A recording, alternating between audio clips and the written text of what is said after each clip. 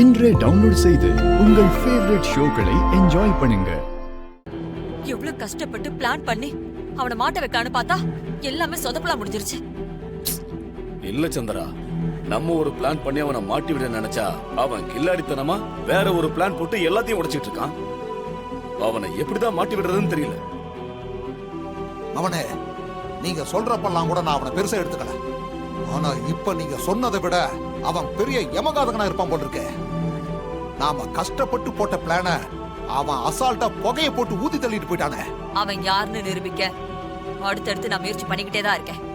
ஆனா அவனை ஒண்ணும் செய்ய முடியல. என் அக்கா காரிக்கிட்ட சொன்னாலும் அவன் நம்ப மாட்டேங்கிறான். அவன் தான் எல்லா ஆதாரத்தையும் பொய்யாக்கி நம்மள முட்டாளாக்கிறானே. அப்புறம் எப்படி உன் அக்கா காரி நம்புவா? அதுக்காக நம்ம சோர்ந்து போயிடக்கூடாதுங்க. முயற்சி பண்ணிக்கிட்டே தான் இருக்கணும். கும்பாபிஷேகத்துக்கு முன்னாடி அவன் யாருன்னு நிரூபிச்சு காட்டி அவனை வீட்டை விட்டு துரத்தணும். இல்லனா என் அக்கா குடும்பத்தை நாம நினைச்ச மாதிரி பழி வாங்க முடியாது. மருமக சொல்றது கரெக்ட் தான் மாமனே. அவன் அந்த வீட்டுல இருந்தா நம்மளால எதுவும் பண்ண முடியாது. அவனை எவ்வளவு சீக்கிரம் வீட்டை விட்டு துரத்த முடியுமோ அவ்வளவு சீக்கிரம் துரத்தணும். அண்ணா, இவரு என் தாத்தா உங்களை பார்க்கணும்னு சொன்னாரு. வணக்கம் தம்பி. சொல்லுங்க. என் பேத்தி மண்டபத்துல நடந்த எல்லா விஷயத்தையும் சொன்னா. இவ மேல திருட்டு பழி விழுந்தப்ப நீங்க தான் அதுல இருந்து காப்பாத்துனீங்களாம். ரொம்ப நன்றி தம்பி. இதுல என்னங்க இருக்கு? உங்க பேத்தி பக்கம் உண்மை இருந்துச்சு. இவ பக்கம் உண்மை இருந்தாலும் உங்களை மாதிரி நல்ல மனசு உள்ளவங்க இல்லைன்னா அதை வெளியே கொண்டு வந்திருக்க முடியாது தம்பி. என் பேத்தியோட மானத்தையும் கௌரவத்தையும் காப்பாத்திருக்கீங்க. இதை நான் என்னைக்கும் மறக்க மாட்டேன். ஐயோ, என்னங்க வயசுல பெரியவங்க நீங்க, என்ன எது கையெடுத்து கும்பிடுறீங்க?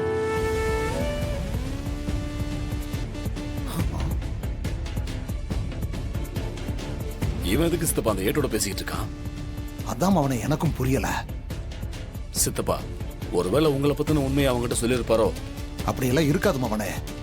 அவன் வேற எதுக்காவது வந்திருப்பானோ என்னமோ. சரி தம்பி, அப்ப நாங்க வர்றோம். வாங்க.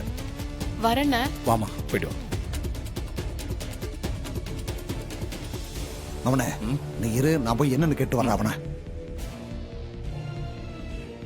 அந்த அண்ணா ரொம்ப நல்லவர் தாத்தா. ஆமா ஆமா, ரொம்ப தங்கமான பையனா தான் தெரியுது. ஹலோ அக்கா, சொல்லுங்கக்கா. அப்படியாக்கா? தோ இப்போ உடனே வரேன்க்கா. தாத்தா, என்னம்மா? எனக்கு ஒரு சின்ன வேலை இருக்கு. நீங்க வீட்டுக்கு போங்க, நான் அந்த வேலையை முடிச்சிட்டு வந்துடுறேன். சரிம்மா, பார்த்து பத்திரம். சரிங்க தாத்தா.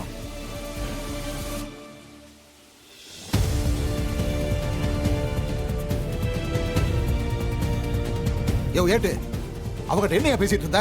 யார சொல்ற? யோ, இப்ப கொஞ்ச நேரத்துக்கு முன்னாடி பேசிட்டு இருந்தியே, அவனை தான் ஐயா சொல்ற.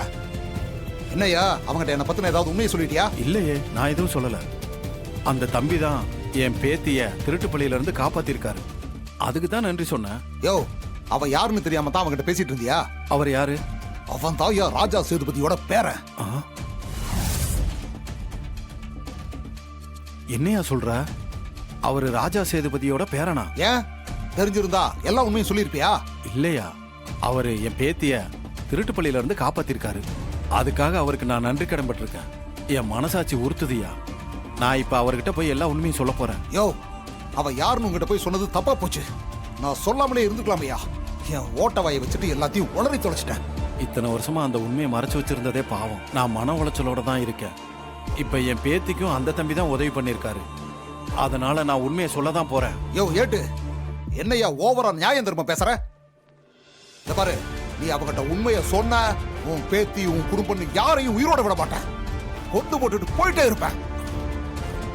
உன் குடும்பம் முக்கியமா இல்ல அவங்கிட்ட உண்மையை சொல்றது முக்கியமா? நல்லா யோசிச்சு முடிவிட.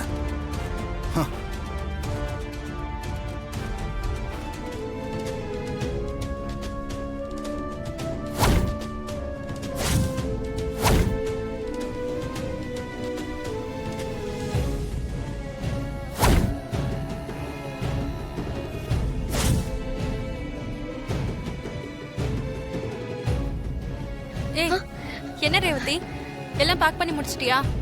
அது ஆல்மோஸ்ட் ஓவர். அது என்ன ஆல்மோஸ்ட் ஓவர்? நீ கிளம்பணும்ல, டக்குன்னு எல்லாத்தையும் பேக் பண்ணி முடி. போறேன். ரேவதி, என்ன இங்க நின்னுட்டு இருக்க? பேக் பண்ணி முடிச்சிட்டியா? கிளம்பணும்ல? பேக் பண்ணிட்டேன். என்ன பிரச்சனை? விசா காத்துல பறந்து அக்கா கால் கிட்ட இருக்கு.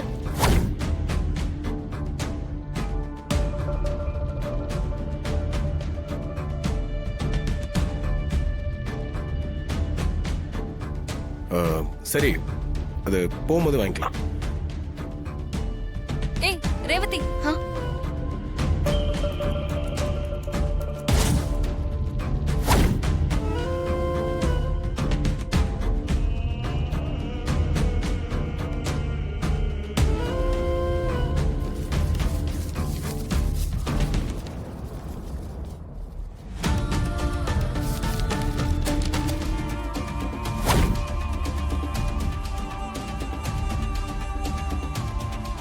ஐயோ, போச்சு. அம்மா காலு கீழே கிடக்கு. பார்த்தாங்கன்னா நான் செத்தேன். நீ அமைதியா இரு. நான் பார்த்துக்கிறேன். நீ உள்ள போ. என்ன? ஓ,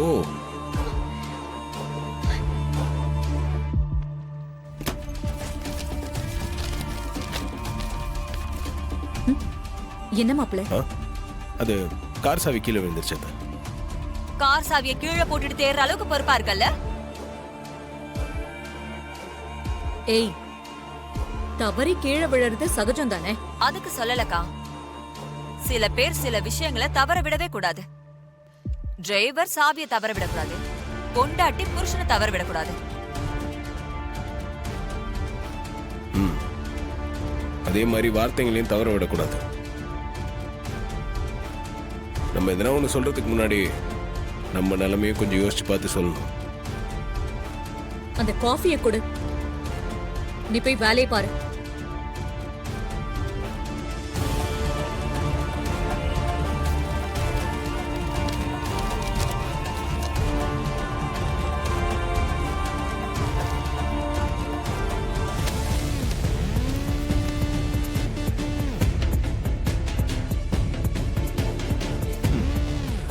ராஜராஜன் ரேவதி. சகல இத பாத்தியா? ரேவதி போட்டிருக்க, ஆஸ்திரேலியான்னு போட்டிருக்குப்பா. ரேவதி என்ன ஆஸ்திரேலியாவா போகுது? ஆமா. ஆமா. யோ, அப்ப இதெல்லாம் உனக்கு தெரிஞ்சுதான் நடக்குதா? ஆமா, எனக்கு தெரிஞ்சுதான். வாங்க, நான் சொல்றேன். எப்பா இப்ப சொல்லுப்பா, எதுக்குப்பா ரேவதி ஆஸ்திரேலியா போகுது? அவளுக்கு பிடிக்காம நடந்த கல்யாணங்க. என்னையும் அவளுக்கு பிடிக்காது.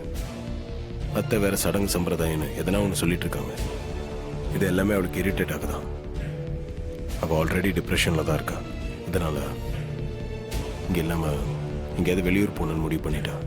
புரியல. அதுக்கு அவள் ஃப்ரெண்டு ஒருத்தி ஆஸ்திரேலியாவில் இருக்காளாம். அவள் மூலமா பேசி அங்கே ஒரு ஜாப் ஏற்பாடு பண்ணியிருக்கான்.